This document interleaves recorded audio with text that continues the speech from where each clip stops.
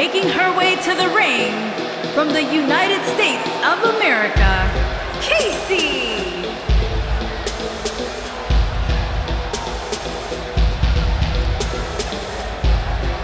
Ladies and gentlemen, it's now time for our big steel cage match. And I know both of these superstars are supremely tough, but you'd have to assume they're experiencing some butterflies here as we wait for the opening bell.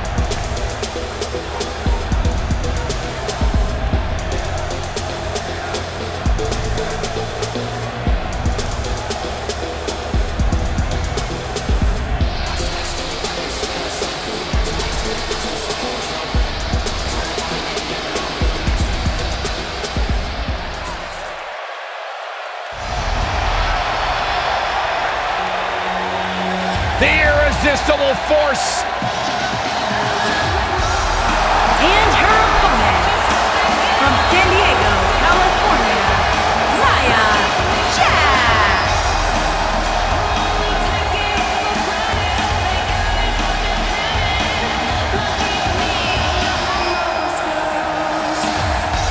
One of the most dominant women in WWE history. Physically unparalleled in the women's division, Nia Jax has imposed her will on everyone that stepped in the ring as opposition. An incredible pedigree for success for Nia Jax.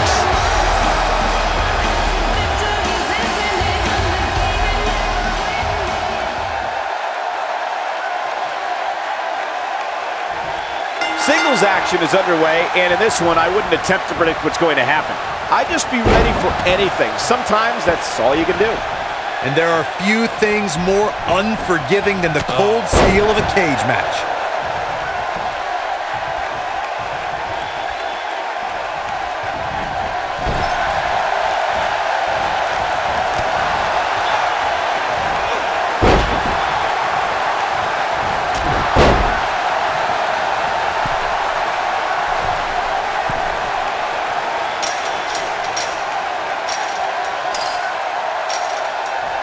According to historians, the twisted metal that we see as part of steel cages today dates back 80 years.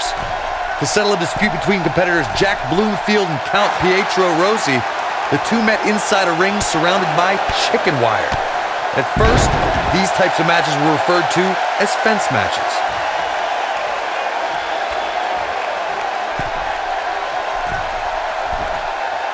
Corey, you gave us an impressive history of the origins of the steel cage match.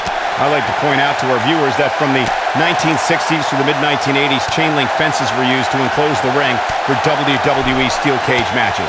A superstar could win by pinfall, submission, or by exiting the cage through the cage door or climbing over the top of the cage.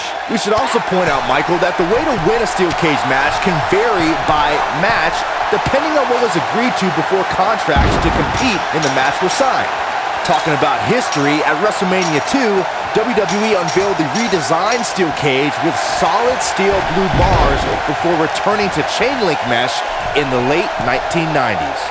The first ever women's Royal Rumble match was full of amazing moments, but Nia Jax may have had the best performance of the 29 women who didn't win that match. I agree, Michael. While Asuka was obviously the true winner of the match, Nia Jax had plenty to be proud of, lasting 18 minutes. Cover here. Fellas, let's go back to Nia Jax's Royal Rumble performance. When it comes to unassisted eliminations, she had the most in the Royal Rumble, tied with Michelle McCool. But here's the thing. McCool was a surprise entrant. 4 women knew to prepare for Nia and still fell to the irresistible force. Nia Jax set another record that night as 6 women needed to team together to eliminate the irresistible force.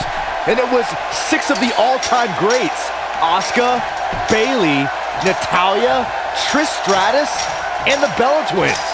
We talk about how important stipulations are in a steel cage match.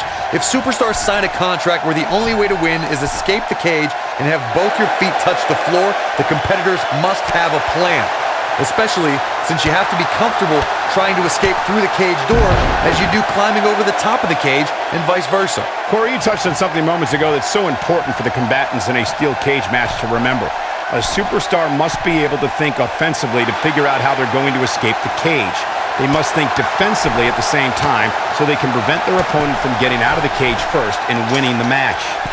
Well, a superstar must become comfortable with escaping the cage by both exiting the cage door and by climbing over the top of the cage. They must also be aware of their attributes and what's best for them. Let's just say if you're a giant like The Big Show, The Undertaker, Kane, or even Braun Strowman, it's preferred to exit through the cage door. This might be it. Oh, my.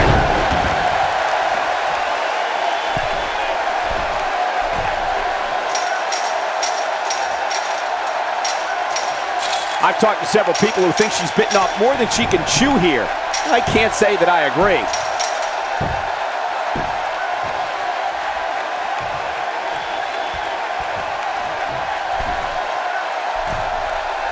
Each of these competitors is looking for the slightest hint of weakness in the other. Nailed it. Oof.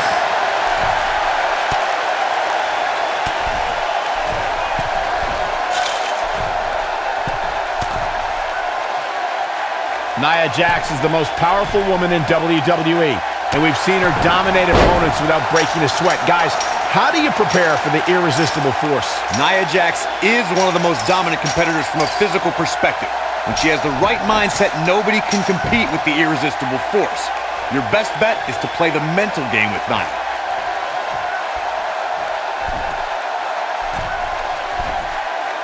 Talking some more about strategy against Nia Jax, Corey brought up that an opponent might have an advantage if they can get inside the head of the irresistible force. Do you agree, Byron?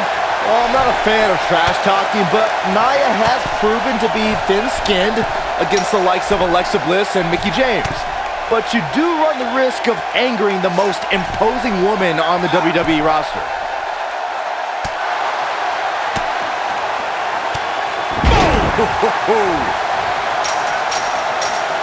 Before 2017's Extreme Rules, there were just 3 previous tag team matches where championship gold was decided inside a steel cage in the history of WWE special events.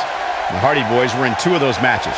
At Extreme Rules, in order to win the match, both members of a team had to exit the cage and have both feet on the floor. The Hardys used their famous continuity to gain the early advantage until Cesaro and Sheamus utilized their devastating power to slow the pace of the match down. Both teams battled atop the steel cage, but in the end, Sheamus and Cesaro won the race to the arena floor to become new Raw Tag Team Champions.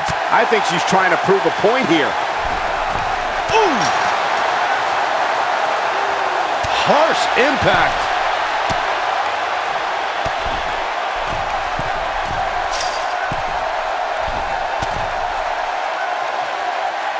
Both these superstars appear to be operating on fumes here, guys.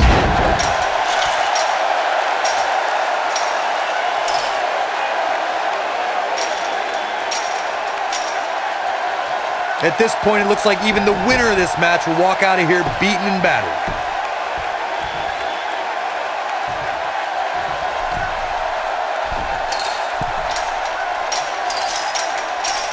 How these superstars are even still in this match is beyond me, especially given how intense the match has been.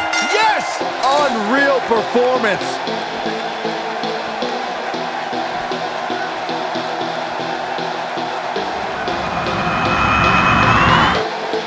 Let's look back on the action from the last match.